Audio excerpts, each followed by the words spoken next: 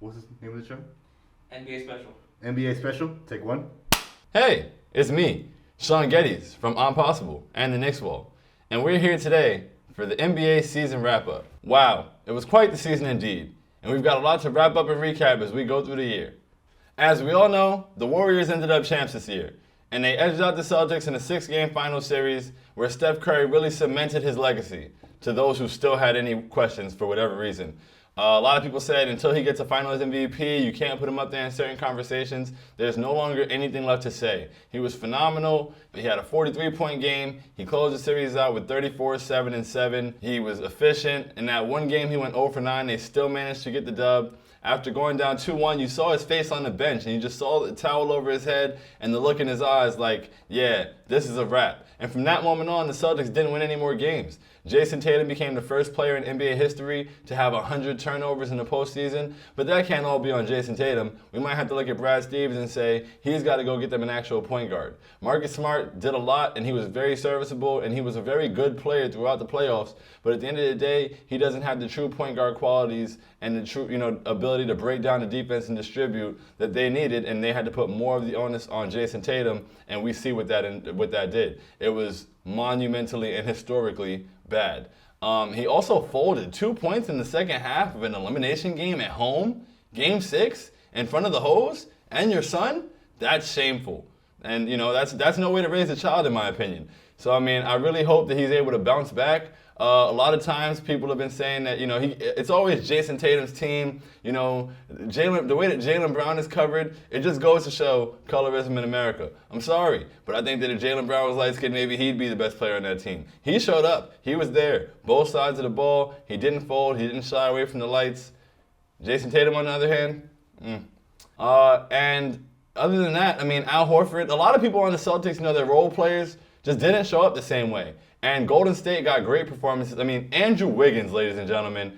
Andrew Wiggins. Had it not been for Steph Curry being Steph Curry, Andrew Wiggins may have very well gotten a Finals MVP. He was excellent defensively throughout the entire playoffs. And then in the finals, he really stepped up and he was scoring for Golden State. He was an absolute monster on the rebounds. He averaged 18 and 9 for the series. He did an excellent job. He had Jason Tatum in hell. It was amazing. It was an excellent performance on both sides of the ball. Leading up to the finals, he locked up Luka in the conference finals. He did a lot of things. He was a very valuable piece for the Warriors. And it's crazy because all this time, people have talked about what a bust he is and how bad of a contract and all these things. And it just goes to show that winning cures everything. And you end up in the right situation, and you get the opportunity, and narratives start disappearing. So shout out to Andrew Wiggins. Draymond Green was being talked about crazy. F you, Draymond, throughout the crowd. All kind of stuff on the internet. And he did have some shabby performances.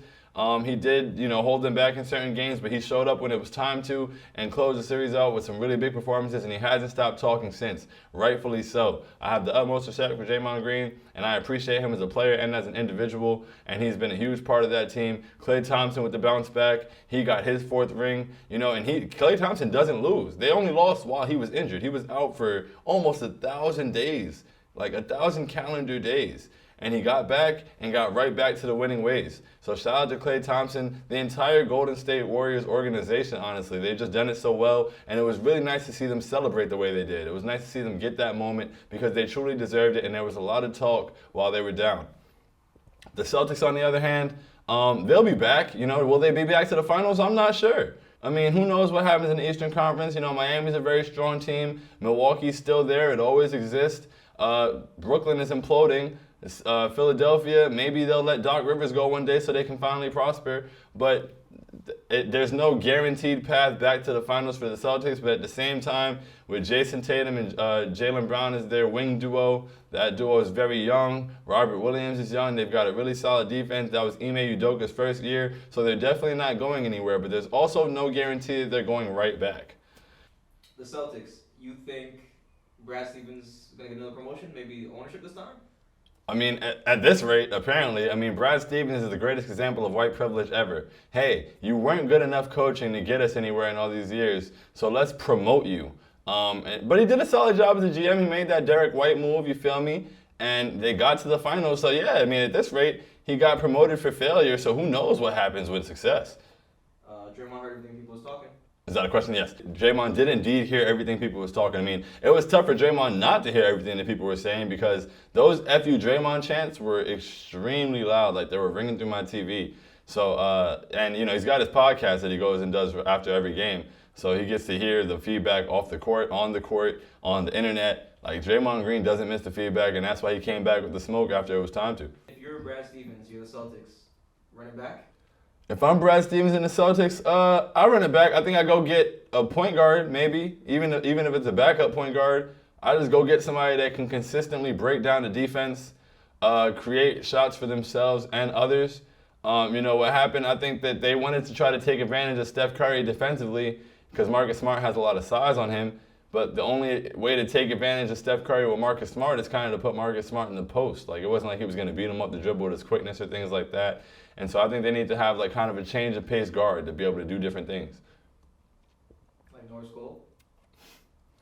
Yo, can we put out like a APB for Norris Cole? I'm not really sure what happened to him. He's like one of the first people to ever leave the NBA at 26 with rings. Jordan Bell. Him and Patrick McCall.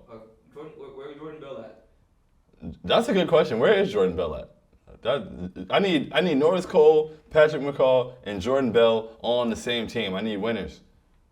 Golden State and Dallas. Dallas, I'm happy for the Mavericks, man. Like, they got further this year than they have before. They hadn't won a playoff series before this season. They started the playoffs with Luka being out, which seemed kind of like a death sentence, or they seemed like they were a little bit doomed. Jalen Brunson really stepped up and carried them, dropped 40 points at home. He was getting MVP chance, and they were able to win that series and then get there and outlast the Suns. And the Suns were talking trash. Luka walked back to the locker room like, everybody can talk when they're up. And he seemed really upset, and he came out and he buried him. I mean, and I gained a lot of respect for Luka too. Like, of course I knew Luka was nice already, but like to see him really go out, like Luka got that dog in him. Like, you feel me? X-rays came back. Luka is positive for that dog in him, for sure. He really showed out, and he backed the talk up and, busted their ass. Now, when it got to the Warriors, it was kind of tough for him, but it's the Warriors. Like, I didn't think they really had a chance there, but, they can definitely retool. They should be able to get, like, a better big. If you got to give a lot of minutes to Dwight Powell, and, Maxi Kleber's cool, I just think they need somebody more reliable to get a presence inside. So I think that's going to be what they have to focus on. I assume they'll bring back Jalen Brunson, but if they don't, then they got to find another creator with Luka. A lot of people saying Steph, he's in the talks for top 5. How you feel about that? He's definitely in the talks. It really depends on how you put your top 5. It gets pretty subjective at a point. It also depends on like what people you count, don't count. Like, I wouldn't put Wilt Chamberlain in my top 5. I wouldn't put anybody who played against people shorter than me as the tallest people on the court in my top 5. So, and that might be a hot take, I don't know, but Steph Curry, he has the accolades. He's also the great, shooting is a very important part of basketball. It's a very important aspect of basketball. And he happens to be the best person to ever do it. Like, not the best person to do it today, not the best person to do it at the time. Like, of all people that have ever been born, breathed, walked the earth, had a thought, Steph Curry is the best one to ever shoot a basketball. He has shattered the records. He's got the rings. He's got the Finals MVP. He's the only unanimous MVP of all time. Like, his resume is tough to contest with, and then when he literally revolutionized the game of basketball as well. So it's kind of tough to keep him out of those conversations. He might, if he wins another one, he's definitely wherever he wants to be. And in the point guard conversation, he's no lower than second. So he's in the top 10 for sure, but he's flirting with that top 5. You got Magic then Steph? I got Magic then Steph. Steph might be able to overtake me. If he wins another one, it's Steph. But, Steph might be able to overtake Magic on the simple fact that he's the greatest shooter of all time. But Magic, as far as the point guard position, like Showtime, all of that, getting it going, and the way that he played point guard, and, he also probably changed basketball a lot, so. What about Steve Kerr? Some people saying he's a game manager. Some people saying you could throw Van Gundy up there. Whoever, throw Mickey Mouse up there, they'll still get to the finals. What do you think about that? I think only people who don't really understand basketball say things like that. At the end of the day, no matter how talented your team is, no matter how many talented players you have, coaching is important. It's important for being, like to even have a guy like Jordan Poole go from G League to dropping 18 a game and having 30-point playoff games. That has to do with coaching and being able to empower a guy like Jordan Poole and put him in positions to succeed, develop him in the years where Klay Thompson was sitting out, things like that. And then the system, the trust, the understanding of the players, the decision making. There's just way too much that goes into winning a championship to say anybody could do it. Dallas beat Phoenix in a 7-game series, 4-3. I mean, Dallas beat Phoenix in a 7-game series, but I don't think I would call that a 7-game series because the Suns never showed up to Game 7. Like, it was really one of the most disgusting, pathetic, putrid, embarrassing, self-loathing performances I've ever seen in my entire life because it was at home. And I just can't imagine. I mean, like, the Knicks have put me through some things, don't get me wrong, but I can't imagine coming for a Game 7 on my team's home floor when we were the number 1 seed in the conference trying to get to the conference finals after getting to the finals last year. And, well, I can't imagine those things because I'm a Knicks fan and I haven't been that successful. But that aside, just being in that arena and the way they got beat, they just got demoralized. Like, they got smacked. They got, I don't know, like, like they look like, when Luka leave, they be talking again, Like, he just came over there and smacked them around like Debo. It was really sad. It was really sad. And he was over there smiling and laughing and pointing and, all the things he deserved to do because they were talking trash. And it's just like to talk all that trash. And then, you got the videos of the Suns doing like the calisthenics in the hallway, saying that right after the game in January after a win against like the Thunder or something like that. Like, all those things don't really add up to look good. But, I mean, Luka was phenomenal in that series. Chris Paul, tough, man. Real tough. I hate to feel like, I'm a Chris Paul stan.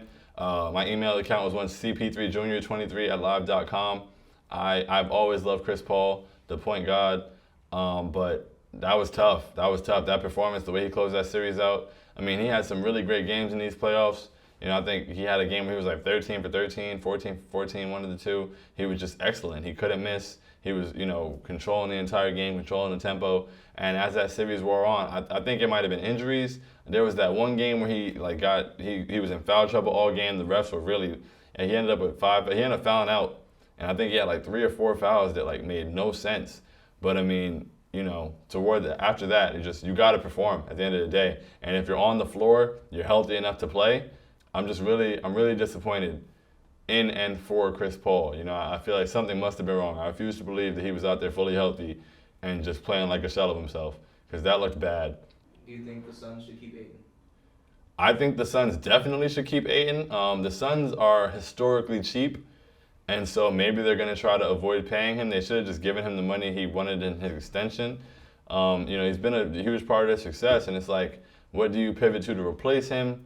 Who are you going to build around? Is that going to throw your chemistry off? The Suns don't have this super long window to just be figuring things out and adjusting. They gave Chris Paul a 4-year, $120 million deal, and he's only 1 year into it. So 38-year-old Chris Paul, maybe 37, has 3 more years left on his contract, and that just doesn't bode well for them if they're going to be readjusting and trying to do things on the fly. So they need to bring back what works and keep it moving, man.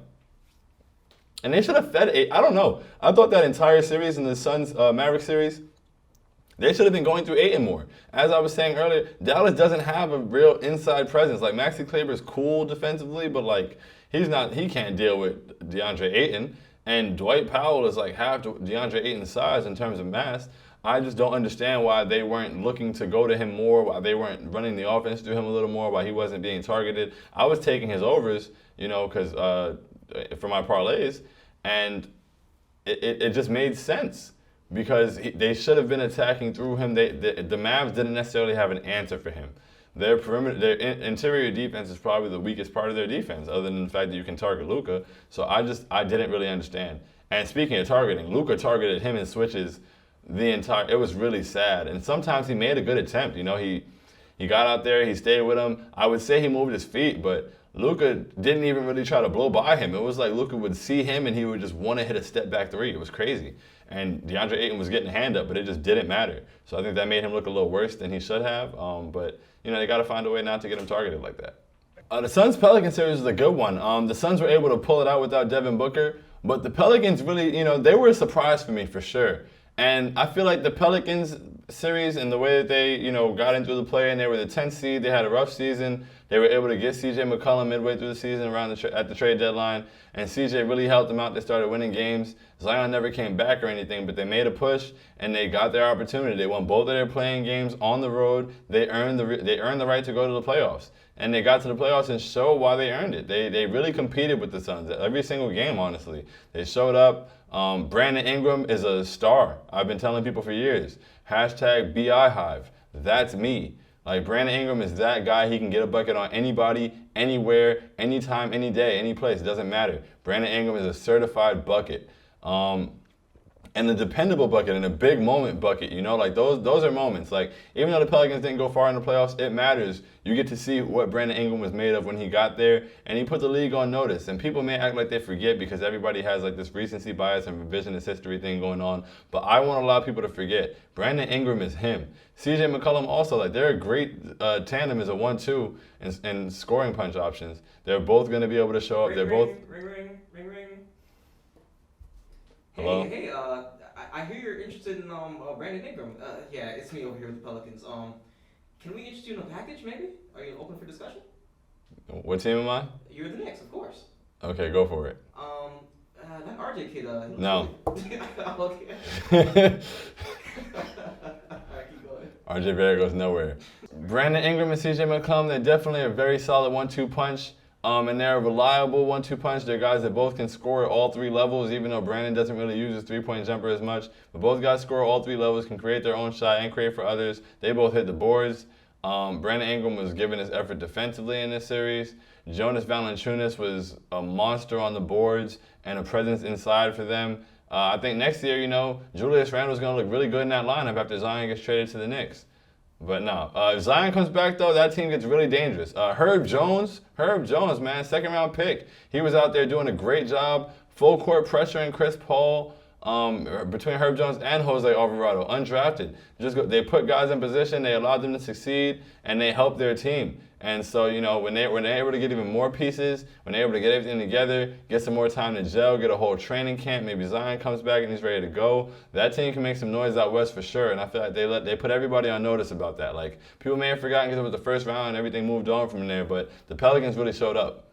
The Dallas-Utah series was interesting, especially because Luka was missing for the beginning of it. And Jalen Brunson really came out and took matters into his own hands, and he was going absolutely nuts. He was very efficient. He was somebody that the Jazz seemingly couldn't stay in front of. Now, this is something that happens every year the Jazz play in the playoffs. Whatever perimeter player they're going against goes off. I mean, remember that bubble series where Jamal Murray and Donovan Mitchell were both dropping 50 on each other?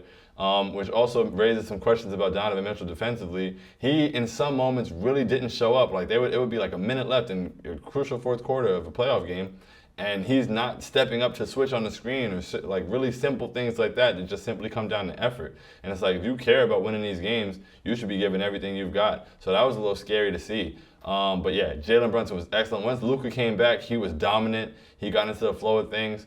The Jazz they're going to have to break it up, man. They're going to have to, you can only do the same thing so many times. Quinn Snyder stepped down because he's aware of that. Like, what is he going to do now? Donovan Mitchell's probably out of there. There was a lot of talk circulating around him, and then everything kind of slowed down with the finals coming and things like that. I believe as we get closer to free agency, some of those rumors may start ramping back up. I've heard they've had offers and talks for Rudy Gobert and things like that, but one of those guys has to go. I think the Jazz should just blow it up, bro. I don't think they're going to win anything that's currently constructed. I don't think they're going to advance to the second round. If they do, then the Western Conference Finals, but they're not good. They never fool me or anyone else. They do well during the regular season. This time they barely did that, but they do well during the regular season, and then it gets to the playoffs, and they just can't do it. They can either be out-schemed or just out-hustled, and this team doesn't have it. This team is not it. Yeah, I mean, they had, they have a lot of shooting between, Bogey and Donovan Mitchell and Mike Conley, but a lot of it was inconsistent. Jordan Clarkson, they didn't get a lot of consistency from the guys they needed scoring from, and they didn't guard anybody. So that's not a winning formula. Big talks with Mitchell and the Knicks. Give me your 3 sentences on that. Big talks with Donovan Mitchell to the Knicks. 3 sentences. What does he cost? Will he play defense? Sign me up. For RJ. No. Golden State, Memphis. That was a really good series. That was a fun series. It was nice to see Memphis, like, really get to go toe-to-toe with the Warriors like that. And they gave it their best shot. Even with Ja getting injured, they still competed. And they really gave it their best shot. Now, I'm tired of the Grizzlies off the court. Like, I like the Grizzlies. I like the youth they have. I like the fact that the entire team is young, built around a young star. And, they have plenty of room for growth. But I wish they would just shut up, bro. Like, the Ja Morant tweets, it's like, bro, you're so good at basketball. So good at basketball. Why are you on here telling people they can feel hollows and, it's just, all of that is unnecessary, bro. Just play basketball. Do what you want. You're a grown man. But just play basketball, please. I'm begging. And then the Dylan Brooks thing, bro, like, what was that about? That was one of the worst things I've ever seen, bro. He broke Gary Payton's elbow because he was nowhere near that play. That's why he hit him in the head like that. He winded up and he hit him across the head and broke his elbow. You were nowhere near the play. You got to let that one go. I'm sorry. I know that this isn't even a hustle play. That's not one of those things where it's like, oh man, he's giving it all he's got. That was just boneheaded. It was very stupid and it was dangerous. And plays like that, man, I wish he would have gotten suspended for more than one game. I understand you can only give him one game for a thing like that, but that was just terrible. Desmond Bane, I feel like needed to be more consistent in that series. I don't know, especially with Ja going down. I just think they need a little more from Desmond Bane. Tyus Jones did a solid job in place of Ja. Ja getting injured was tough for them though. And then the whole he grabbed my knee. Like, look at this replay of Jordan Poole grabbing. It was it was all nasty because it was clear that wasn't how it went. You could see it from different angles. And they tried to portray that, and Ja Morant himself tweeted that and was like, oh, broke the code or something like that, and then deleted the tweet. If you gotta delete tweets, it's because you're tweeting stupid shit. Stop tweeting, please. But yeah, no, I just feel like the Grizzlies are a really good team, and they're set up well for the future, and I'm looking forward to seeing what they do on the court, and I'm looking forward to seeing less of what they do off of it, for sure. So advice for Grizzlies, just run it back? I feel like they could get somebody. They traded DeAnthony Melton for the 23rd pick last night in the draft. But I feel like, they could try to package some things together and maybe get, Jaren Jackson Jr. is a really good, solid big. He's going to get better. He's great defensively. He led the NBA in blocks. They were really great offensively and defensively as a team, so they don't necessarily need anything else. They could run it back, but if something is out there where you can upgrade maybe at the wing and put a legitimate force next to Ja, and that's another guy who you can depend on in the playoffs, another guy who you can run things through, then that might help them a lot. But they could run it back. They've got plenty of youth. They've got plenty of chemistry. I love the way that they played with and for each other. And Ja is phenomenal, so the Grizzlies could very well run it back. Golden State, Denver, 4-1. The Warriors-Nuggets series was kind of a formality. Nobody thought the Nuggets were going to win that series. After a while, I don't even think I watched Game 4 or 5. One of the two. It was just we know what's going to happen here. But that was Steph Curry coming off the bench and, hooping. He was coming off the bench and torching them. And then because he was coming off the bench, Jordan Poole was getting a start, and he was comfortable, and he was torching them too. That went from the Nuggets series. I felt like the Warriors were going to be in the finals from quite some time ago, but I knew they were going to win a championship from the Nuggets series. It was just what do you do? What do you do about Steph Curry going off, Klay Thompson potentially going off, Jordan Poole now stepping up and going off, Andrew Wiggins being solid on a nightly basis? They just had way too many options, and you saw that in the Denver series, and it held true throughout the entire playoff run. In Denver, they're hurt in the playoffs every year. I can't remember the last time I saw Jamal Murray play basketball. I honestly do not. He's been getting fits off for 2 years, it feels like. I have not seen him in a uniform in quite some time. So I'm hoping that he's okay. Hope he's able to come back healthy, and let's see what he can do. And Michael Porter Jr., we might never see him play basketball again. They gave him $200 million, and then he can't walk. And that's unfortunate. But $200 million, that was... Denver did a terrible job financially. And, things like this, and the beauty of being a small market team, or, just everybody loves Jokic so much, I don't know, is that nobody talks about it when you do stupid things. Nobody says anything. But within the same week, they gave 4 years, $92 million, $23 American dollars per year to Aaron Gordon. And then gave 5 years, $200 million, $40 million a year to a person that everybody has known barely had a back since he was drafted.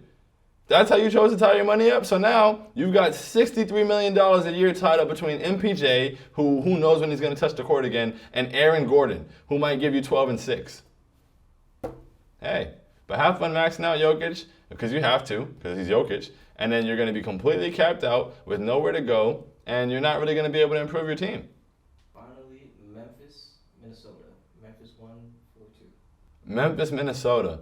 The crazy thing about that series, that was Memphis, Minnesota. I had two series I was really excited about in the first round. Memphis, Minnesota, and Brooklyn and Boston, but we all know how that one went. But Memphis, Minnesota was wild because they were both really young teams, so it could go either way. It was 2-7, but the Timberwolves were good. They had those star players. They got Karl-Anthony Towns. They got Anthony Edwards. D'Lo was able to step up sometimes. They got a good defense. They had a solid team. They won like 50 games. They were a good team. So they were ready. They were equipped for that Memphis team. And I think that might be the first time I've seen a team that just didn't feel like going to the second round. Like, the Minnesota Timberwolves were playing well. They were ahead in so many of those games. The Timberwolves should have won that series in 5 games, and somehow they lost it in 6. And just a couple weeks before that, they were celebrating like they won the championship after they got past the play-in, which I understood, by the way. I wasn't killing them for that. A lot of people were like, oh, they're acting like they won it. But it's like, Minnesota hadn't been to the playoffs in forever. That meant a whole lot to that city, to those fans, all of that. There's nothing else to do in Minnesota. Can you imagine? There's nothing to do. It's always mad cold, and they hadn't been to the playoffs. Of course they're going to celebrate like that. They didn't even have anywhere to go celebrate after. It wasn't like, oh, let's go to the bar after this. There's nothing in Minnesota. They go to the game, and they go home. So they had no choice but to celebrate like that with each other. I respect it. And hopefully they're able to, keep it together, catch that lightning in the bottle again, keep building on it. That disappointing first-round exit, they still took a step forward as an organization. So hopefully they're able to follow up on that. So, if you're in Minnesota, what do you need? Do you run it back? Do you add? Who are you getting rid of? If I'm Minnesota, I keep it together. I keep it where it's at. Anthony Edwards gets another year better and more mature. Karl Towns is Karl Towns. He's good. Hopefully he's learned from that first playoff experience, well, not for second playoff experience. D'Lo, maybe you get rid of him and try to see if you can get a better point guard. But him and Karl Towns are so close that when they made that deal, that was a big part of why they did so. So, I feel like they can make it work. You keep Patrick Beverley to keep that identity and toughness defensively. You got Vanderbilt, who did a great job, and you got more out of him than you would expect. I think they're solid. I think the Timberwolves will be okay. And I also don't think anyone wants to go to Minnesota willingly, so they just got to stick with what they got. Miami-Boston. That was a great series. There were a lot of games where only one team showed up, but if you add it all up, it added up to a great series, and it came down to a great Game 7. To the very last shot even, that Jimmy Butler pull-up, I thought it was good. It was perfect. He was having an excellent game. He played all 48 minutes, and I feel him. He was not trying to go to overtime. They were down 2, and he decided, I'm ending this game right here, one way or another. And he was in rhythm. Al Horford was waiting for him at the basket. There's no guarantee he's able to finish there or get the call. He pulls up in rhythm. He's been on fire all night. That's a shot you live with as a Heat fan. I'm not a Heat fan, but I live with the shot. And I'm sure as he went up and he rose for that shot, he probably pictured that moment. Like he saw the picture in the tunnel. That might be why he missed. Like when he was up there and he was shooting it, he was like, wow, this is a legendary moment, and they're going to put this in the tunnel on the way to the locker room. And, he saw that vision and that premonition, and that knocked the shot off. But really good series, even though there were some really bad games. That was the point of the playoffs where I was getting really frustrated. There were just way too many blowouts. And, one way or another, the Celtics would blow the Heat out, then the Heat would come back and blow the Celtics out. It seemed like you're only going to win games on the road in that series for a while. Definitely a solid series. Jason Tatum was excellent in that series. Jaylen Brown showed up. Jimmy Butler was Jimmy Butler. Jimmy Butler needs help. He needs help immediately. Tyler Herro, I don't know what happened. He was Kentucky Fried out there. It was nuts. Bam Adebayo looked like he didn't want to do things offensively. I'm not really sure. It's funny because Bam Adebayo, he was going off in the first series, and then as soon as Joel Embiid came back, he saw his shadow and never really came back. He didn't really, get it going offensively. I have a lot of Heat fan friends who are always begging him to be more aggressive offensively, and that's what they need from him. Bam Adebayo is one of the most talented players in the NBA. He's one of the most talented bigs in the NBA. He's very versatile offensively and defensively, but he's got to be able to step into that offensively and attack. Because there were a lot of games Jimmy was out there by himself dropping 40 gassed, and, I would be looking at them a little crazy. I wouldn't be serving them coffee. Also, Kyle Lowry is like, a shell of himself, and he's getting 3 years, $30 million, but nobody talks about it. Duncan Robinson got 5 years, $90 million, and collected DMPs. But what I respect about the Heat is that even though they paid Duncan Robinson 5 years, $90 million, they sat his ass on the bench when it needed to help the team. That is important. You got to do what's best for the team. Max Strus, undrafted, came out. He's playing better than him, hitting shots and defending better, whatever you need him to do. Cool. He took that spot. That may have depreciated the value of the asset, but they still have Duncan Robinson. But, you've got to be able to make decisions based on the projection you're getting on the court, and I respect the Heat for that. And Eric Spoelstra is one of the greatest coaches ever, and it's a travesty that he's never won a Coach of the Year award. Kyrie comes to the Miami Heat. If Kyrie goes to the Heat, is he Jimmy Butler's help or is Jimmy Butler Kyrie's help? I mean, it goes either way. Jimmy Butler was there first, so Kyrie is Jimmy Butler's help. And, I feel like in most situations you don't want Kyrie to be your alpha. I don't even really think Kyrie wants to be an alpha. Kyrie just wants to play basketball. So Jimmy's going to bring that, Heat culture, identity, and all that stuff, and Kyrie's going to go get buckets. Game 7 playoff series, Kyrie and Jimmy on the floor. Kyrie gets the Last ball. shot. Who you giving it to? Kyrie. Kyrie? Even Jimmy gives it to Kyrie. It's Kyrie Irving. Kyrie Irving? He had a game-winning shot in Game 7 of the NBA Finals. You think Kyrie's one of the greatest scorers? 99.9% of people have only done that in their dreams. You think Kyrie's one of the greatest scorers of all time? Yes, easily. Kyrie's easily. Top 20? Yes, easily. Top 100%. 15? Easily. Top 10? Close. Better than AI? Nah. AI is AI. But he's up there. Like, the Kyrie is so technical with his scoring. His footwork is amazing. Like, the angles he's able to get shots off at, the way he's able to get shots over people, it's incredible. I've always thought it was incredible. And then I had the luxury of being courtside at a Brooklyn Knicks game, and I got to see him up close. And it was like, wow, how does he do this? Like, how does he hit these shots? How does he get these angles? It's clockwork. It's so meticulous. Like, Kyrie has such a meticulous game. Like, it's so artistic. It's beautiful. Miami, Philly. That was a solid series. Philly didn't really stand a chance. Embiid was really hurt. There wasn't really much they could do without Embiid being at full strength. And then once they did get him back, they just. My main thing is James Harden was strange in that series. And is this just who James Harden is now? That's my biggest question. And I feel like that has to be the Sixers' biggest question in the offseason. Like, is this just who James Harden is? Also, Doc Rivers, not a good coach. But we knew that already. But I don't know if this series was necessarily his fault. They just weren't at full health. They didn't get consistent performances out of Tyrese Maxey in that series. But, he was able to show up for them a bit. Philly has a lot of pieces. They've got a lot of guys who you should be able to get it from. They've got Tyrese, they got Seth Curry. Tobias Harris needs to be more consistent.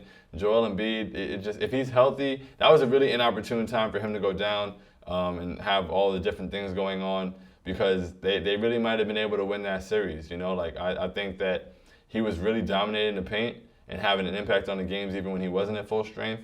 And I just would have liked to see full strength. You just hate that in the playoffs. I don't ever want the narrative to be like, I want to see the team at their best versus the team at their best. That's it. So Miami, Atlanta. They played with their food in that series. The one game the Hawks won, they shouldn't have. But yeah, Miami had Trae Young shook. I mean, he was saying he's never been guarded like that ever before, and since high school. And then I think they posted a graphic of some of the Heat players, and he was on there like, yo, don't forget Gabe Vincent. He locked me up. Like, to come out there and to be Trae Young and come out and be like, yo, he locked me up. First of all, I respect that. That's integrity. Like, yeah, man, if somebody locks you up, let the world know he locked you up. That's real. I like that. And I'm sure Trae Young is going to come back even better next year. And, the lollipop will land on his head is really going to have some things to prove next year. I mean, he led the league in points and assists this year, so who knows how much better him coming back is going to do for his team. They still barely snuck into the playoffs, even with him playing that way. But, I mean, I'm sure Atlanta's going to try to make some moves and solidify themselves around him, fortify their rotation. And, they should be back trying to make a run. But, yeah, Trae Young is a very good player. Atlanta's a solid team. I'm not really they're not that good, though. They're not that. I'm not that impressed by them. And the Heat smacked them around. And Jimmy Butler was going off. Jimmy Butler went off the entire playoffs, man. Jimmy Butler had an excellent playoff. Jimmy, that's a thing. Philly, Toronto. This was probably the most boring series of the playoffs. Then again, no, because there were so many blowouts in all the series that all the series are boring. But we knew who was going to win the series. Scotty Barnes, hurting his foot in the beginning, didn't help. It made it even more difficult for the Raptors. But Toronto, I respect Toronto. They had their down year. They made a good pick. And then they bounced back strongly. and had a very strong season. I have a lot of respect for Toronto, and they should get even better. They have a lot of length. They defend well. They've got like 6 guys who have the same body archetype that are all in the rotation. Apparently, OG Anunoby might want out. I have no idea how true that is.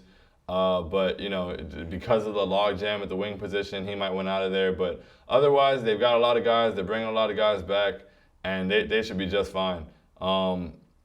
Fred VanVleet he went off in one of the games in the series. Then he got injured. I feel like Toronto dealt with injuries a lot all year, and if they're able to stay healthy next year, they should be able to take another step. Milwaukee-Boston was a good series. We went to 7. That's another series where like that 7 might have been 6 because Milwaukee got smacked in that last game. It almost seemed like they didn't really show up. But, a good series overall. It's just tough. No Chris Middleton. I mean, to even go to 7 with Boston in that scenario was really good for them. I wish Chris Middleton would have been there because, like I said, you want to see the best version of a team versus the best version of a team. Bucks might have had a chance to repeat or, at least make some noise, get a chance to get to the finals. Giannis was out of his mind, man. He was amazing. Amazing on the boards, amazing getting to the basket. There's not really much that can be done about that guy, man. Like, he is Miley Cyrus. Like, he comes in like a wrecking ball every single time. And it's really great to see. Drew Holiday did a really solid job, but without Chris Middleton, they were just missing that, consistent guy that they're gonna get it from every night, and they were having to try to depend on like Grayson Allen for scoring, Wesley Matthews, like that's never gonna bode well. So they'll be back for sure. So you're saying just run it back and just hope everyone's healthy? Yeah, that's really all they can do. All right, cool. Chicago-Milwaukee. Chicago-Milwaukee, 5-game series. I didn't think that Chicago was that good.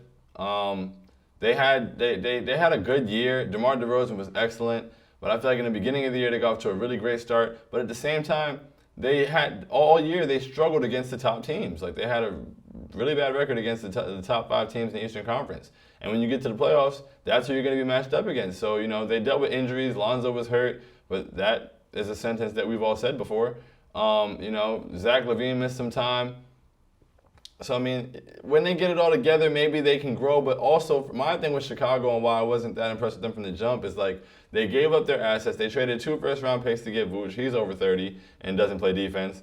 They traded another first-round pick in a sign-and trade to get DeMar DeRozan. So now you're mortgaging your future for guys who are over 30 already. I don't think it's a guarantee that Zach LaVine goes back there.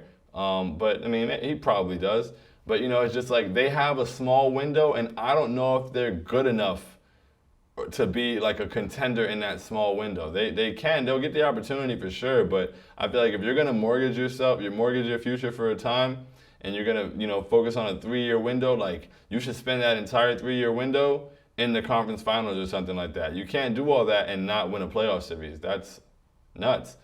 But Zach LaVine, excellent scorer. Gonna get his bag anywhere it goes. If it's Chicago, then you're getting another year of Zach LaVine and DeMar DeRozan. Hopefully you get a healthy Lonzo. You get Alex Caruso, a full year of Patrick Williams. The Bulls are a good team. They have a solid roster. It can all come together for them for sure. But in that Milwaukee series, it was just tough. I mean, Milwaukee is a really, really good team. Like they're the contenders. The Milwaukee is the type of team you have to worry about where you make a move that mortgages your future because you have to wonder, are we good enough to beat Milwaukee now? And they weren't. Boston and Brooklyn, man. That was rude. I think that was rude. I think it's really rude. Don't sweep me. Let me have some dignity. Like, that was crazy. And they did it on their home floor, too. Like, imagine in front of all your loved ones. Like, just right there. Them watching you get swept. It's one thing to have them watch you lose. But, like, Game 4 in your building, it's over. Everybody's going home with no wins in the playoffs. That's crazy. And it's crazy because that night that I was courtside, I started celebrating when the Knicks did something, and Bruce Brown turned to me and he was like, man, y'all not even going to the playoffs. And I wish I would have known that he and I were going to win the same amount of playoff games at the time so I could have said it. But, that's really nuts. They won the same amount of playoff games as us. And honestly, Brooklyn is now, that was year 3 of the whole KD-Kyrie thing. The first year KD was out, okay, still, 3 years. And they have 1 playoff series win to show for it. That's quite embarrassing. And the performances were quite embarrassing as well. It was weird. I don't know what was up with KD in that series. I don't know if it was the way he was being defended. I mean, I know the Celtics are a really good defensive team, but it almost seemed that, I don't know, I don't want to say it got in his head because I can't imagine that happening to Kevin Durant. But he wasn't as aggressive. He wasn't as effective. And I've never really seen him struggle like that. Not in years, not in quite some time. Outside of KD and Kyrie, what? Ben Simmons didn't play, which I find hilarious. It was like, oh yeah, he might be able to make it for Game 4, and then they got beaten Game 3, and everybody realized they were gonna get swept. And it was like, oh, actually, his back hurts. Like, okay. So yeah, no Ben Simmons. Joe Harris was out for the majority of the year, so they also dealt with some injuries. I mean, injuries are part of the NBA, but they're gonna have to blow it up. I mean, the Celtics really came out there and smacked them, and it's crazy because that first game was amazing. That first Brooklyn Nets Boston Celtics game was one of the best playoff games I've seen in forever. And it ended with that game winner with Jason Tatum catching the ball and spinning with no time left and getting a finger roll. And to think that it came that close, Kyrie had like 41 points in that game. He was like 12 for 12 at one point. He was incredible. And, when that happened, it was like, okay, well, they're going to win. They're going to win at some point. Like, they're going to win a game at some point. They're going to, they came this close. So for Boston to be able to, like, pull that first win out that way and then put their foot on their necks and really close them out in 4 games, that was when I realized, I was like, okay, yeah, Boston they're for real. They're for real. So they hit a stride in the middle of the season that, they turned it up after R.J. Barrett inspired them by hitting that game winner off the glass. It really inspired them to turn their entire season around. The Celtics said it themselves. You can't take it away. R.J. Barrett is responsible for them going to the finals. If you're Steve Nash, what do you do? Do you try to get, like, the Utah job? What do you do? I don't know if anybody's going to hire Steve Nash to coach basketball if the Nets fire him. I mean, how do you have Kyrie Irving and Kevin Durant and, like, no offense? Like, you don't have any offense. Your offense is just, hey, like, y'all take turns. Give it to Watt. You don't think Steve Nash is a good coach? No. The Knicks need a new coach. Would you agree? Do we? Okay. Can I interest you in 3 options? I want you to rank them from worst to best. Okay. Steve Nash, Mark Jackson, Shane Battier. Shane Battier? Yes. I'm going to go Steve Nash, Shane Battier, Mark Jackson. Steve Nash is really bad. At least I haven't seen Shane Battier be bad yet. Oh, wait, there's a new challenger, Doc Rivers. He made this tough. Damn. Land's of losers. Steve Nash.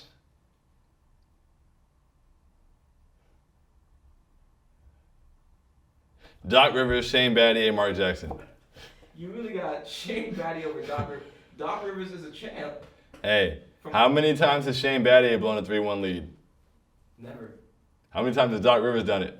I think like 3 or 4 times. 3. Nobody else has done it, but Doc Rivers has done it 3 times. What are we talking about? Yo, last year in the Sixers-Hawks series, the Sixers lost multiple games at home when they were up by 20 points.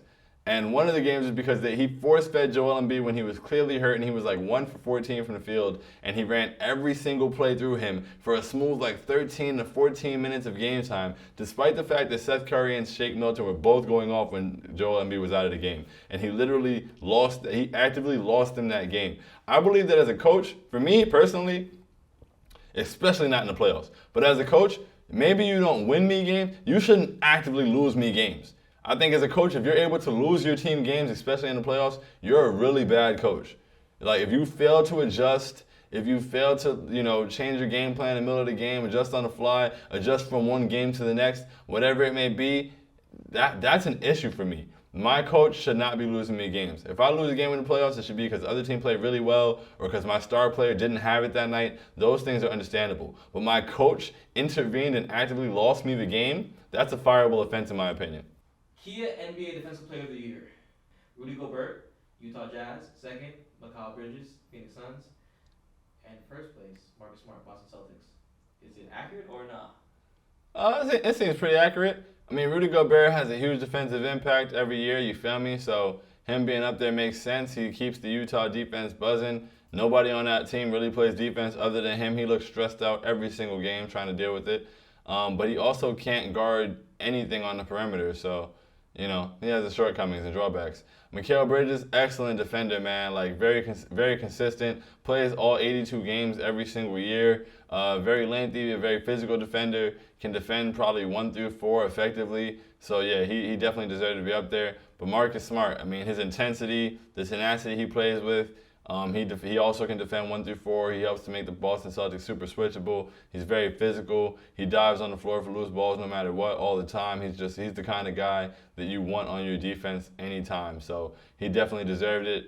He was the first guard since Gary Payton to win the award, which is really cool. They had Gary Payton go to practice in Boston and give him the award, which I thought was really dope. Marcus Smart definitely deserved that award. NBA Rookie of the Year, third place, Cade Cunningham, Pistons. Second place, Evan Mobley, Cavs. First place, Scotty Barnes, Raptors. Hey man, Scotty Barnes is from the crib, so never gonna be upset about that. Shout out to Scotty Barnes, really proud of him. And he contributed to winning, and he played like 35 minutes a game, which is very rare for rookies. He played 35 minutes a game, contributed to winning on both ends of the floor, and helped that team. He was a part of that team's identity. So I definitely understood that. Evan Mobley is a unicorn, man. He does it all. Like we got a lot of talent infused into the league in that draft for sure. Evan Mobley does it all. He was a huge part of the Cavs turning it around this year. They used him all over the floor. He was a huge help defensively. He's very switchable. He's very talented and gifted offensively as well. And the sky's the limit for him. So him being up there definitely made sense. And then Cade Cunningham, the only one of these guys who didn't contribute to winning. That shouldn't be all that Rookie of the Year is based off of. But he was really good. 17 points, 6 assists, 6 boards. You'd love to see that from a first-year point guard for sure. He just got a great feel for the game, and the future's bright over there in Detroit, that's a wild sentence to say. But the future, I'm sorry to people from Detroit, that was rude. But yeah, the future's bright in Detroit for sure. Now they got Jaden Ivey to pair with him in that backcourt. They got plenty of cap space, so this is the part where you start to put some successful pieces around the draft capital you invested in. So looking forward to seeing what the Pistons' next step is. Most Improved Player Award. Third place, Darius Garland, Cleveland. Second place, DeJounte Murray, San Antonio. First place, John Morant, Memphis. Boy, did I hate this award. Don't get me wrong. John Morant did improve a lot this year. He improved his scoring average a lot. He went from 19 points a game to 27 points a game, I believe. But I just don't know how, a guy who's the second pick in the draft and wins Rookie of the Year and then has a really good second year wins Most Improved in his third. I just think that award should be for people like Jordan Poole, who were in the G League last year and dropped 18 points a game. I don't even think Ja Morant was the most improved player on his team. I think that Desmond Bane deserved it more, and he ended up giving Desmond Bane the award and saying that's for you. That doesn't really hit the same. Jordan Poole came in fourth, Desmond Bane came in fifth in voting. Yeah, I think that those guys definitely deserve that more than Ja Morant did, and that's no slight to Ja Morant. I think Ja Morant agrees, especially in the case of Desmond Bane. Darius Garland was excellent. He didn't really, he showed some promise before, but he was never really established. He showed flashes, but he really put that all together this year. He was really kind of dominant for them. And he was able to score, he was able to set guys up, and he was the engine for that team in the successful season they had. So shout out to Darius Garland. I feel like he was also helped a lot by Colin Sexton going down and just really the offense really solely running through him for real. That went a long way for them. DeJounte Murray was incredible. Incredible. He's always been a great defender, but he flirted with a triple-double on a nightly basis. He had the Russ effect this year. 20 points, 9 assists, 9 boards. He was getting triple-doubles every other night. He was an all-star, so was Darius Garland. So both of those guys definitely deserve that. DeJounte Murray, he was great, bro. I'm really excited about him, his development going forward. He's that guy for real. He's that guy. He took steps forward, and he's got plenty of room left to grow. Sixth Man of the Year. Third, Cam Johnson, Phoenix. Second, Kevin Love, Cleveland. First place, Tyler Hero, Miami. Sixth Man of the Year made sense. I don't really care about second and third place. Kevin Love came off the bench for the Cavs, and the Cavs were good, and Kevin Love contributed to that. So I guess, Cam Johnson, he did the same thing for the Suns. He was a shooter, consistent shooter off the bench. That makes sense. But at the end of the day, Tyler Hero dropped 20 points a game. You come off the bench, you score 20 points a game. He was somebody that the Heat were able to depend on. He was probably their second option offensively, and he was coming off the bench. So he definitely deserved that Sixth Man of the Year nod. I know that he says he wants to start. Pat Riley told him, well, then he needs to earn that starting job. So maybe he should start guarding somebody. But, oh my goodness, is he a liability defensively. If they accounted for defense on Sixth Man of the Year, they'd have to take the award back. He cannot guard anybody. He gets cooked. He gets hunted. He gets cooked. It's insane. But really great, though. 20 points a game off the bench. Solid. Emmanuel quickly received 2 third-place votes. You know the vibes, man. IQ Hive. Shout out to my guy. Year. Only person that can stop Emmanuel quickly is Tom Thibodeau. Remember I told you. Coach of the Year. Third place, Spo, Miami. Second place, Jenkins, Memphis. first place, Monty, Phoenix. So once again, as I said before, it's a travesty that Eric Spoelstra hasn't won a Coach of the Year award yet. They owe him one. They should just go back and they should just give him one over time. Like, here's Coach of the Year for the decade. Like, give him something, bro, because it's ridiculous that he hasn't gotten one. That doesn't mean this was necessarily the year to do so, but I mean, honestly, he could have. He got the first seed in the Eastern Conference. Kyle Lowry was out for the majority of the year. Like, they started the playoffs with a starting backcourt of Gabe Vincent and Max Strus. They had an undrafted backcourt in the playoffs, bro. At some point, Eric Spoelstra's got to get some credit. Like, he's got to get his just due, and I'm tired of it. And I'm not even a Heat fan. Taylor Jenkins, he was great. The Memphis Grizzlies took a huge step forward. Taylor Jenkins is a very young coach. He's been with that team. He's been in the trenches with them. He's developing that youth. He's developing them individually and together as a unit. He's doing an excellent job over there, man. And Monty Williams, the Suns, #1 team in the NBA. They were phenomenal. They were fantastic. And I'm not against him winning it at all because he deserved it the year before. Tom Thibodeau did not deserve that Coach of the Year. They should have gave it to Monty Williams. So the fact that he got this one, I feel like it's, everything's perfectly balanced. MVP. Third place went to Giannis, Milwaukee. Second place went to Embiid, Philly. First place went to Joker, Denver. So I wasn't mad at this one. Giannis, I mean, he's gonna be in the conversation every single year. He's just way too valuable. He does way too much. Milwaukee doesn't exist as a city in the NBA without him. So that's a given. Joel Embiid was really, really good this year, man. And I know that Jokic also dealt with injuries with Jamal Murray not playing and, MPJ and all that stuff. I get it. I do. But I just feel like what Joel Embiid dealt with and how he kept the Sixers afloat all year, I mean, they had all kind of headlines and nonsense going on. Ben Simmons just decided he didn't want to play basketball. He just wasn't going to show up to work. And Joel Embiid was still making it happen. He was just out there carrying the team on his back. Then they made a trade for James Harden. They had to shift things around. They had to fit James Harden in, things like that. James Harden really wasn't giving it all he's got, being the James Harden that Joel Embiid got on the podium himself and said, this is not the James Harden that y'all thought it was. Like, this is not the James Harden we thought it was. He was like, it's a different James Harden. But, Joel Embiid really just every single night, man, he was just an absolute monster. He gets a lot of calls he shouldn't get, in my opinion. You shouldn't be 7 feet falling down all the time. He's way too big for that. But he was amazing this year. But so was Jokic, so I can't take it away from him. I can't call it. But I won't necessarily say it was wrong. I just think Jokic already got. Just give it. Embiid should have got that one, man. All NBA first team. Got Giannis as the first forward. Tatum as the second forward. Then for the guards we have Luka and Booker, and at center we have Joker. What are your thoughts? I think that's a real solid. That's solid. I don't have any problems with that. Giannis was incredible. He's going to be on that first team for quite some time. Jason Tatum had an excellent year, despite his collapse in the Game 6 of the Finals. Luka's amazing. Luka's incredible. I have no bad words to say about Luka ever, and I won't let anybody else do it either. He's really, really great. He deserves that. Devin Booker was scoring his ass off this year, and the Suns are winning games. So how do you not give it to him? And then Joker, he's MVP. Of course he got it. First team All-NBA. Embiid, once again, I thought Embiid should have gotten MVP, so I would have given him first team All-NBA as well. But, he ended up there.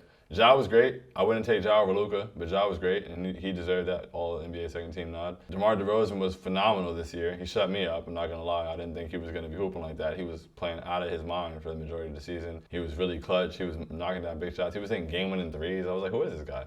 Stephen Curry, bro. Stephen Curry. I feel like Steph could have gotten it over Devin Booker. And then KD, Kevin Durant. He was phenomenal all year. He's unguardable. I don't have enough words to say about Kevin Durant, man. Kevin Durant is amazing. So he deserves any award he gets anytime he gets it. I think we should talk about the Clippers. Tyronn Lue is excellent, bro. For everything that I said about Doc Rivers and how he can't coach or adjust, Tyronn Lue is the antithesis. Tyronn Lue is excellent, and everyone needs to sing his praises because this team was missing Paul George and Kawhi Leonard for the majority of the year, and he still got them all the way there. Like they were in contention all year. They competed all year with everybody. They were a tough out. They made the playoffs if they didn't lose in the play-in. But yeah, he did an excellent job with that team. Reggie Jackson stepped up huge. And at this point, they just got to get Kawhi back and have Paul George and Kawhi healthy, and then anything's possible for them with those two. Sacramento made an interesting move last year by trading Tyrese Halliburton for Domantas Sabonis and 2 first-round picks. I wasn't really sure what was going on. A lot of people clowned the move. I wasn't crazy about it. I see the vision for it, I guess. When I watched their games right after, they had Sabonis playing the 5, and they were running offense to him in the post, and I guess they just wanted to have an option that they can do that with to take some pressure off of Fox or be able to do different things offensively. I'm not really sure. De'Aaron Fox is the hooper. I've always liked him. I wanted him to be freed, but they traded away Halliburton, so he's going to get that extension, and he's going to be staying there. They got Keegan Murray. A lot of people wanted them to take Jaden Ivey. They took Keegan Murray at number 4, and Keegan Murray I feel like was a better fit for them. He's a really good scorer. He scores on 3 levels, and he's an excellent defender. He's somebody that you need on a team that has Sabonis playing as a forward or a big. You got to have like long, athletic guys who can guard multiple positions, and that's what Keegan Murray does. So they should be better. You know, with some of those moves they made and the way that they're positioning themselves, you would think that they might be a better team. Does that mean they'll be a playoff team? I don't know, but I think they have the longest active drought in the NBA in the playoffs. I know that for sure. So, you know, hopefully they're able to break that for their sake. Portland and Dame, they traded CJ. They did trade CJ, and when they traded CJ, they came out and made a statement that said they were building around Damian Lillard. And I was really confused, because what were you doing for the 10 years before this? Like, Damian Lillard is 32. So for you to make a trade at 32 years old and say, hey, we're going to build around this guy now, like, you should have been building around him for a very long time. So, like, this isn't news, you know, but last year they had mostly G League players on the floor. They had injuries. They just started tanking at a point. The homie Dennis Smith Jr. was over there killing, though, before he got hurt. And that was really cool. So I'm looking forward to seeing him get another opportunity somewhere else. And Damian Lillard's coming back. They just acquired Jeremy Grant for a 2025 pick. They still got a lot of cap space, so let's see what they do in free agency. They could take it a couple different ways, but depending on what kind of moves they try to swing, they could be right back in it. I mean, you know, that could be a place where Zach LaVine goes if he doesn't go back to Chicago, and then he goes and plays next to Dame, and they got Jeremy Grant and, you know, Joeseph Nurkic. They've got Anthony Simons, who really had a coming out party last year and stepped up. I don't know if they're going to play him as a 1-2 with Dame. I'm not really sure how they plan to, like, what their plan is for that. If they're going to use it as a trade chip, I have no idea. They seem to really like him. I don't think I would really trade him away. I thought that it would be best for both Dame and the Blazers for him to get traded. I don't think that anything they do is going to bring them to the point of contention. And I think that, you know, they've reached a point where nobody would feel like Dame was running from the grind. But, you know, if that's what he wants to do, of course he got his extension. He's going to get that check. 2 years, $110 million. If I was about to get $55 million a year, I wouldn't go anywhere either.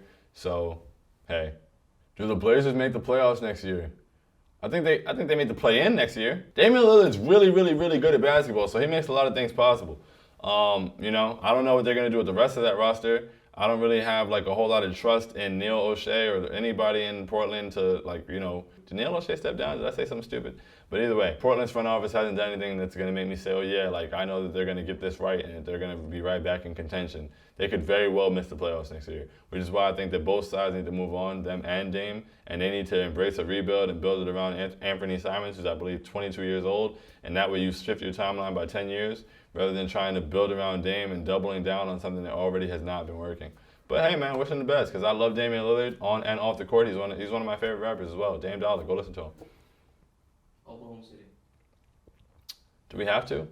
OKC has a lot of young pieces. Those guys got out there. They did a good job. They showed some flashes. They got shut down for some games so that they can keep losing and have a high pick in next year's draft.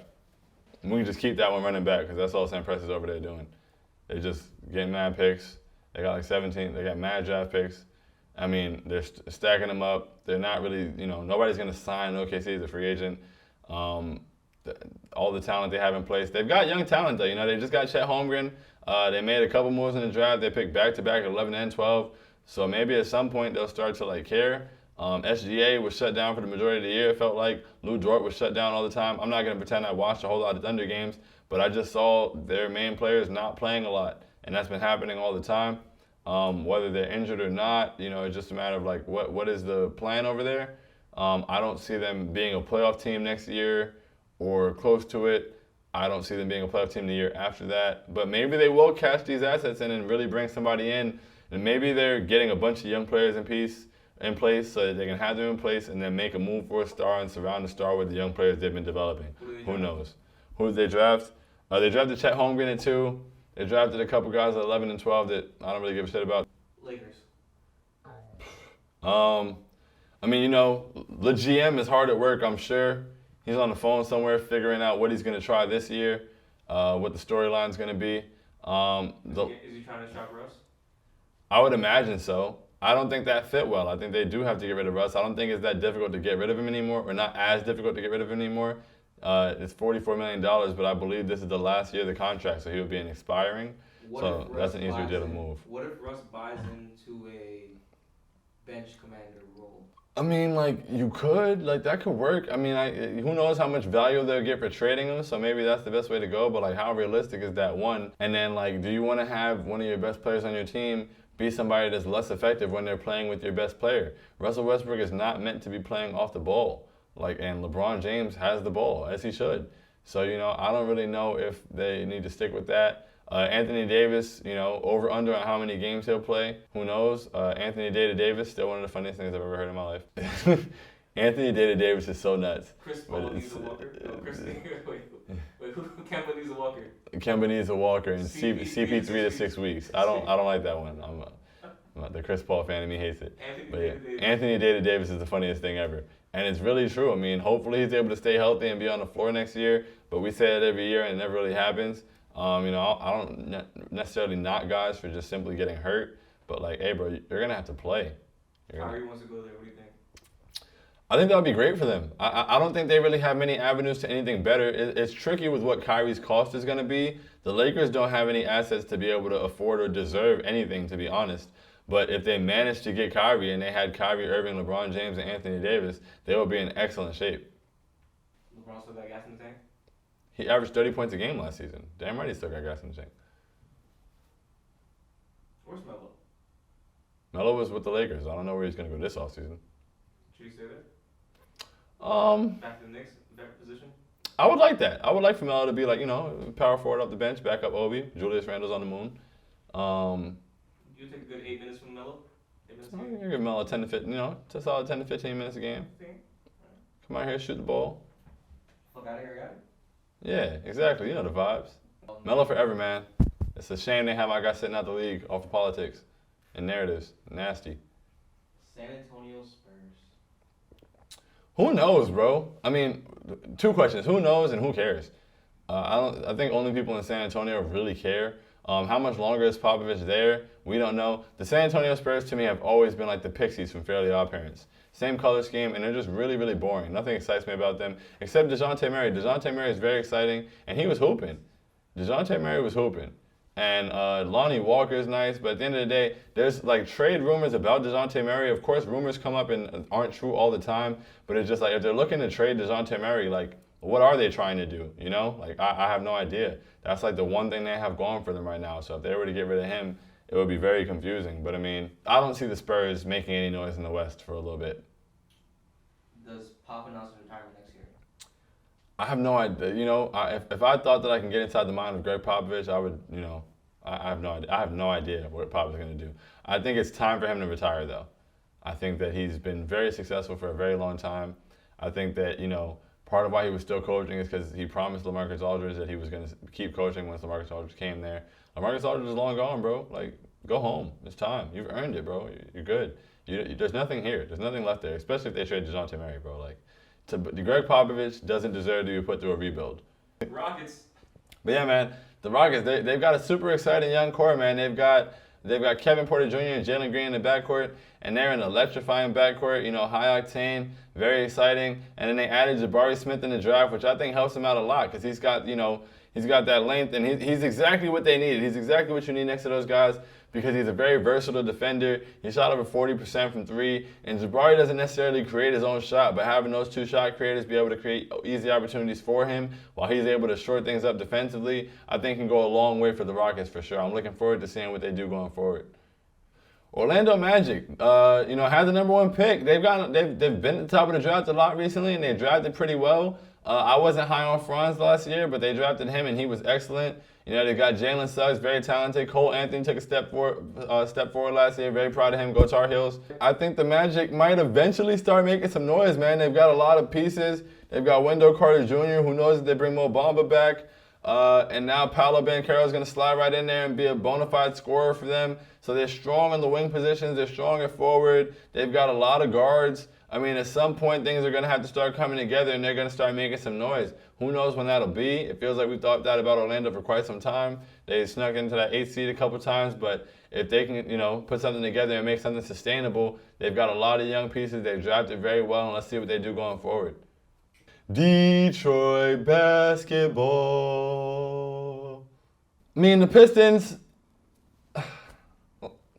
I feel like, yesterday in the draft they acquired Jaden Ivey, so going forward they'll be cool, I'm sure, with the backcourt of Cade and Jaden Ivey. That should be exciting. They've got a lot of cap space. But as far as this season, it was tough. They got rid of Jeremy Grant now, so, they're going to be pivoting, really focusing on Cade, focusing on their backcourt, focusing on their cap space. They've still got Isaiah Stewart, who, is scary. I'm a little scared of him still. After seeing what I saw when, he was going at it with LeBron and chasing after him when he realized that he was bleeding, and how it took an entire arena full of people and staff, and it almost felt like some fans were coming down there to help too. It looked like the Malice in the Palace once again, but it was just one man. One man can change the world. Word to Big Shaun. That's also Detroit. It all ties in. Do I think he would have folded LeBron? That's quite a statement to make. But with that level of anger and rage, it looked like there wasn't much he couldn't have done in that moment. So I won't say he wouldn't have, but I won't say he would have. LeBron is just different. You think he would have folded Russ? Because Russ was in the way. Nah, Russ, ever since there's that one clip, Russ was on the Thunder, and I think KD was getting into it with somebody. Russ wasn't even playing in this game. He was in street clothes, and he was like off to the side on the bench, like, and it was just like, oh my goodness. Like, he looked like he really wanted to fight, like he was going to sneak somebody. And ever since that moment, I was like, yeah, Russ is not the one to play with. I feel like Russ really has hands. I feel like Russ has some of the best hands in the NBA for real. The Pistons season next year, I think they improve a bit. They still won't be necessarily good, and that also depends on what they do in free agency. It would be really cool if they went and got Miles Bridges. I feel like they're probably going to throw a lot of money at him. I don't know if the Hornets will match it. The Hornets want to pay him too, but it would be cool if the Pistons got Miles Bridges. He's from Flint, so he would be playing in Michigan. He played at Michigan State, and he also raps, so I feel like he would be able to, they'd have the game, and they could clean the arena up or whatever, and then put the stage out there, and he could perform. And it could all happen in one, so I think that would be really cool. That would be really good for the city. Indiana Pacers. They're one of those teams that nobody really cares about for real. They traded away Sabonis and they got Halliburton. I think that was a really good deal. Halliburton and Duarte is a really nice backcourt thing they have going on. They also drafted Benedict Mathurin, who I like a lot. So they've got some. They're finally going in a youth direction. I don't know if the Pacers have really done that recently. They've got Malcolm Brogdon, who I'm sure they're going to try to get off of. At one point during the last season, the Pacers literally said that everybody except Chris Duarte was available for trade. They were like, hey, yo, all these dudes right here, somebody come take them, please. Somebody come take somebody. So they clearly want to rebuild. They clearly want to move on. They're breaking down the Sabonis, Brogdon, Miles Turner thing. Miles Turner has been in every single trade, every single time that the word trade comes up. You could probably type in trade on the Twitter search, and Miles Turner's name is going to come up every single time. He's been in trade rumors for 5 years. They've been trying to get rid of him every single year, and it almost seems like nobody wants him because nobody ever takes him. But I feel like this is the offseason where Miles Turner finally gets moved. I think the Pacers are very committed to moving off of guys, moving forward, because right now they're in kind of a middling place, and I think they're going to commit to more of a youth movement. Who's the coach of the Pacers? Rick Carlisle. And Rick Carlisle's a great coach. So he left the Mavs to the Pacers. Yeah. Looking back, that was last year, the year before? Was that a good move on his part? On his part, was he fired or did he leave? He might have just been fired. He was fired, yeah. Fired. Good move to get a job, yeah, sure. You want one of the Knicks? No, not at all. I'll take him over Tom Thibodeau though. I'll take anybody over Tom Thibodeau, to be honest. Even Norris Cole? Yeah. I'll let Norris Cole coach before I let Tom Thibodeau coach again. Washington Wizards. Who knows what's going to happen with Bradley Beal? They traded Spencer Dinwiddie and Davis Bertans, who both had, Davis Bertans' contract was awful. And they acquired Kristaps Porzingis. I didn't foresee that happening. I get it. It made sense. And I feel like it gave them some more options maybe. So now it's just a matter of them being able to, cultivate their young talent, have Rui Hachimura keep growing. They've got to commit to a direction, I feel like. So I don't know. Them and Bradley Beal, this ugly marriage that refuse to let go of the other. I think Bradley Beal should leave there, but they keep paying him, so he won't. But, he's a free agent. I don't know if he's going to accept the option. I don't know how it's going to go, but that's really going to be the make or break for them. But this season, they're another team that spent a lot of time with G League guys out there. It's a matter of direction, really. When you had a lot of strangers out there playing basketball, you got to figure out where you're trying to go. Can Bradley Beal be the best player on a championship contender? I 95% say no, Bradley Beal once played defense, which is wild to me. It's wild. It's one thing where like players don't play defense, but it's really wild to me when like there was a player who was once good at defense who just stopped playing it.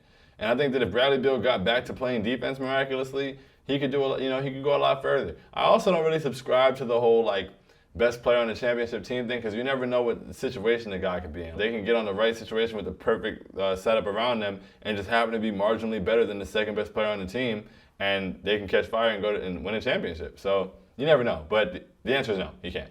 The Hornets, they're really exciting. They just, this season it looks like they're flirting with Mike D'Antoni. That would be really great. I feel like he would really unlock LaMelo Ball, have him at an MVP level. But LaMelo is amazing, man. Like he continues to be.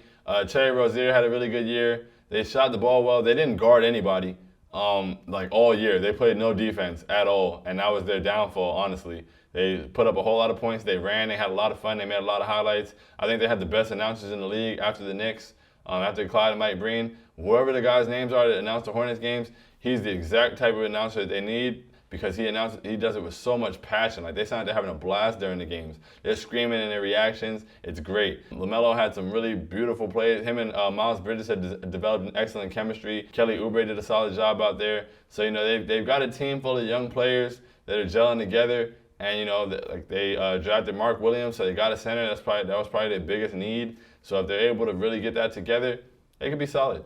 Kenny Atkinson backed out of that coaching job, right? Kenny Atkinson did back out of that coaching job because he saw Miles Bridges posting lean and weed on his Instagram story, and he was like, "Yeah, I'm not dealing with this." He really had a cup of lean and like a joint in his hand and posted on Instagram, like no burner, no Finsta, no close friends, nothing. Just put it on Instagram. And then said it was pink lemonade. So, assuming Mike D'Antoni comes and coaches them, where do you see them? What's the season look like next year? They still wouldn't play defense most likely. And, it depends if they bring Miles Bridges back, which I think they will. I feel like they're going to give him as much money as he wants. But Detroit's going to throw a lot of money at him, so they're going to have to match that if they want him because it's like you can go home and make more money. I think they can be they came pretty close to the playoffs this year. I think they can sniff the playoffs. They'll definitely, they're a perennial play-in team for sure. But they might be able to sniff the playoffs a little bit. We saved the best for last, ladies and gentlemen. You guessed it. Do I even got to say them? Ladies and gentlemen, your New York Knicks. Tom Thibodeau's still the coach, so that's really upsetting. I really wish he would lose his job. He's terrible. He's an awful human being, and he's one of the worst coaches that I've ever seen at this point in his career. But otherwise, the front office has done a solid job, though. We have a lot of young pieces. RJ Barrett took a huge step forward last year. It was beautiful to see. He averaged 25 points a game since January. In that second half of the season, he was phenomenal. That was 41 games. So it's like that, that's a really strong sample size. Seeing what he can do next year as he improves that mid-range game and improves his free throws, he's going to be an absolute problem. He's going to drop 23 to 25 points a game. I believe he'll be an all-star. Emmanuel Quickly's phenomenal. He was held back all year for the second year in a row. We spent over 100 games starting Elfrid Payton and Alec Burks at point guard over Emmanuel Quickly, and that's disgusting. Tom Thibodeau is an absolute criminal, a war criminal to be exact, and he needs to be tried for his crimes. He needs to be sent to Guantanamo Bay. This team, there's no way this Knicks team should have been as bad as we were. We should not have been the 12th seed in the Eastern Conference. We lost way too many games that we should have won. We won one game in February. We lost 17 games, and we won one. Like over that end of January through February stretch. It was really gross to have to see that happen so many times, to have to see us lose the same way over and over. And over that stretch, we had 6 20-point leads and blew them. And you blame that on nothing else but coaching. Julius Randle also was awful, and it wasn't just that he wasn't shooting like he was anymore. The year before that, he was second-team All-NBA. He was phenomenal, and he brought great energy. This year, his energy was horrible. It was putrid. It was disgusting. It was smelly. I went to our game against the Bulls, and it was a good game. It was our season was over at that point, but the energy was still high. We got a great win. RJ had a really good game. Emmanuel quickly drove the lane toward the end, kicked it out to Alec Burks, who hit a 3 in the corner. It was amazing. The Garden went wild. I was there. We won. Julius Randle walked off the court, stormed off like a kid throwing a tantrum, and threw the ball over his shoulder. And it was just like, yo, how do you look this upset after a win? And maybe I can take some responsibility for it. He probably wasn't that happy that day because at some point in the game he was bullshitting out there, and I stood up. I was tired of it, so I stood up and yelled, "We want OB!" And then the entire Garden started yelling it. So that probably didn't make Julius feel too great, but one way or another, you're a grown man and you're a teammate. Like, there's no way that your team should win and you should look visibly upset like this. And I think that's a microcosm of his entire season. His energy was terrible. It was disgusting. And he didn't give effort defensively. Like, there was just so much. Like, a lot of people from the outside are like, oh, you guys switched up on Julius, blah, blah, blah. No, Julius switched up on us. I was the main supporter of Julius last year. I was telling people they weren't Knicks fans, that they didn't vote him to the All-Star game. This year, I was quoting the tweets of the Knicks asking to vote him to the All-Star game, saying to stop, that I was not going to vote him for the All-Star game at all. I was telling other people they better not, because he did not deserve it. He spit in our faces this year, and I need him gone so we can prioritize Emmanuel Quigley, Obi Toppin, and R.J. Barrett, and I hope we bring Mitchell Robinson back. Who do you think the Knicks have a solid chance of acquiring in the offseason? I really don't know. I feel like the Knicks have a solid chance of acquiring anybody who's available, to be honest. I mean, it looks like they could be going after Jalen Brunson in free agency, so that's a possibility. But even beyond that, I mean, we have so many picks, and that's what we did in the draft yesterday. We traded our 11th pick and ended up with 3 more first-round picks. We have so many picks. We have so many avenues toward clearing cap space that, like, anybody that we were interested in, that was interested in us, that was available, you know, whenever somebody requests a trade or whatever and they make their little short list, the Knicks are always on that list. And, you know, now we have the capital to be able to strike when that time comes. So I hope that time comes soon. But, yeah, anybody who would be available, honestly. I mean, the DeJounte Marys of the world, apparently he's available maybe. Donovan Mitchell might be available. You know, you never know what happens to Zion if he doesn't sign over there. Who knows? I have no idea. But the point is, somebody will become available and will be in position. To be honest, just get rid of Tibbs and Randle. I would honestly be 100% fine if we came back next year with a starting lineup of Emmanuel Quigley, Quentin Grimes, R.J. Barrett, Obi Toppin, and Mitchell Robinson. I'd be very excited. Derrick Rose and Cam Reddish off the bench with Jericho Sims. I would be ready to go. I wouldn't require anything else. Throw in Carmelo Anthony for vibes and for, you know, shooting off the bench. Let's do it. Bring him back. Don't care. And put your young players in position and empower them instead of making them sit behind guys like Alec Burks and Evan Fournier and Jonas Noel. That's so stupid to me, especially for a team that was the 12th seed in the Eastern Conference. It's one thing to have young guys sitting behind vets while you're winning, but to have young guys who are sitting behind vets and not getting an opportunity while you manage to win one game over an 18-game stretch is insanity. Shaun wants to do some quick predictions for next year. Give me your top three MVP candidates. Top 3 MVP candidates. I mean, I feel like Giannis is just going to be there. It got to be Luka's time, right? Yeah, it does have to be Luka's time, especially after this playoff run. So I feel like Giannis, Luka, and I mean, I feel like putting Jokic in there again is boring, but I mean, he's going to keep doing what he's doing. So probably Giannis, Luka, and Jokic. Who do I see coming out of the West? It's pretty early, you know. Free agency hasn't happened yet, so teams can make adjustments, do different things, and really change the odds of things. But right now, I don't see anybody knocking out the Golden State Warriors out West, and somebody's going to have to, like, really do it but for me to think that they can. As far as coming out of the East, I'm gonna say that Milwaukee makes their way back next year. I think Giannis is pissed off. You know, they didn't have Chris Middleton healthy. I think they come back with a vengeance. Giannis heard that shit they was talking? Giannis heard that shit they was talking. R.J. Barrett will be an all-star. MIP? It could be an MIP conversation. The MIP will be a Knick. That's my prediction. Give me Whether it's RJ or IQ or Obi Toppin. Give me RJ's stat line for next year. 24 points a game, 7 rebounds a game, 4 assists a game. 58% true shooting? 58% you said? Yeah. No, on I'm gonna say 48% from the field. Okay. And 38% from 3.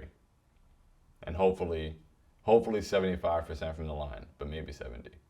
If Tibbs is fired. It won't be, but If he is? I would cry. Tears of joy. Mike Brown?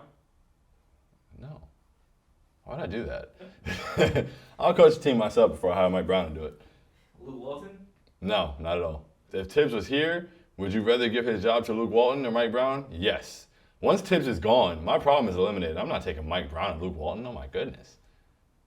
I would rather let them coach themselves, like Kyrie said. The Knicks have an assistant, Johnny Bryant, who I would just promote. He has a really good rapport with the players. He's been highly credited for player development. That's his strong suit. So I would just give Johnny Bryant the job. It allows you to keep the continuity that of the relationship he's established with the young players. You don't have to change everything around at once, and you get to pivot and move on. Some people say, "Oh, he's never coached before," blah blah blah. Neither had Ime Udoka before this year, and the Celtics went to the finals. So now what? So that's what I'm saying. Who do you want to coach next? I just said Johnny Bryant, but if I had to hire some other coach from outside, I'd probably pick Kenny Atkinson. One of the Van Gundy's, who you picking? Jeff, that's my dog. JVG, all day. What's your dog? Yeah, and he be saying smart shit while he's an analyst, and he's a former Knicks coach. You think Kenny would be a good coach? I think Kenny's been a good coach before, so I think he'd be a good coach. I think Kenny Smith would be a good coach too. He knows the game, and he played point guard. I think I'd rather have him than Tom Thibodeau. So you'd rather have Kenny the Jet Smith over Steve Nash? Yes, 100%. You think Steve Nash? Okay. Do you think Steve Nash is a bad coach in terms of he has bad plays or no plays, or you think maybe he's just gonna control the locker room? You think KD and Kyrie said, "Hey, yeah, smash the ball, I got it." I think Steve Nash is a bad coach. I see. But I also think Kyrie Irving and Kevin Durant wanted a bad coach. Because Kyrie, when Steve Nash got there, said, "Yeah, nobody's a coach." We said, "We don't really have a coach. We're all the coach." I was like, okay. I knew where that was going right away. A few off-court stuff. How you feel about Winning Time, the Lakers show? Oh my goodness, I can't. Is there a season 2? When is it? I need it. That was amazing television. I almost want to go watch it again. I felt like a Lakers fan a little bit. It was amazing. It was beautiful. I wish the Knicks had won before so they could make something like that about us. Magic and West, they're not really big fans of their portrayals. I mean, Magic is mad they told everybody he had the hose, but everybody already knew you had the hose, bro. You said it yourself. You told us. Why are you mad they told the story you told already? Prediction, go ahead. I feel like the James Harden-Ben Simmons trade, I feel like that's the first time I've ever seen both teams lose a trade. That was pretty impressive. The Nets got Ben Simmons, who then didn't play basketball, then they proceeded to get swept. And the Sixers gave up assets for James Harden, who then came over and played like a shell of himself, and they're going to have to pay him money. And if they don't pay him money, then they trade those assets for nothing. So I think both teams lost that trade. Philly kind of had no choice, or Philly got the best they could have for Ben Simmons at that point. They held on to him until there was going to be a star, and they were like, okay, cool. They made the swap, but either way, both teams lost the trade, and that was the first time I've seen that for real. What team was I most impressed with this season? I got to say the Grizzlies. The Grizzlies were really impressive. They were one of the stronger teams out west, and they did it all year. And when they got off to a good start, some people thought it wasn't sustainable, but they really did sustain it. And, they looked like a veteran team, even though they were so young. So I was very impressed with the Grizzlies. Least impressed with, boom. Probably the better question was, who disappointed you the most? The Knicks. But outside the Knicks, which team was most disappointing?